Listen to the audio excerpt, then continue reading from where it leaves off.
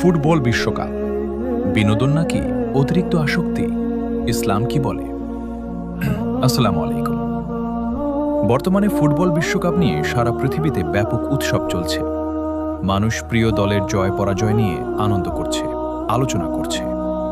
খেলাধুলা নিজে হারাম নয়। ইসলাম শরীরচর্চা ও বৈধ বিনোদনকে সমর্থন করে। কিন্তু প্রশ্ন হলো, যখন একটি খেলা মানুষের জীবনের সবচেয়ে গুরুত্বপূর্ণ বিষয় হয়ে যায়, তখন কি সেটা ঠিক? ইসলামে মানুষের সবচেয়ে মূল্যবান সম্পদ হলো সময়।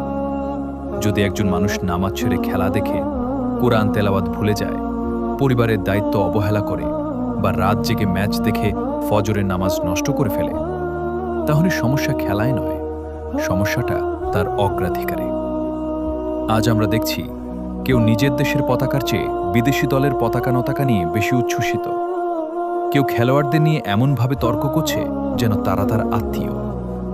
কেউ জয় পরাজয়ের কারণে বন্ধুদের সাথে সম্পর্ক নষ্ট করছে। কেউ ঘন্টার পর ঘন্টা ম্যাচ বিশ্লেষণ করছে, অথচ নিজের আখিরাতের জন্য কয়েক মিনিটও সময় দিচ্ছে না। একজন মুসলিমের পরিচয় হওয়া উচিত আল্লাহর বান্দা হিসেবে, কোনো ফুটবল তারকার অন্ধ ভক্ত হিসেবে নয়। এটি বাস্তব প্রশ্ন। ভাবুন তো, যে খেলোয়াড়ের জন্য আপনি রাত জেগে চিৎকার করছেন, সে কি আপনার জন্য একবারও দোয়া করবে? যে দলের জয়ের জন্য আপনি এত উত্তেজিত, কিয়ামতের দিন কি সেই দল আপনার কোনো উপকার করবে? অথচ আমরা অনেক সময় এমন বিষয় নিয়ে ব্যস্ত হয়ে যাই যা দুনিয়াতেও সীমিত উপকার দেয়, আখিরাতে তো কোনো উপকারই দেয় না। ইসলাম চায় ভারসাম্য।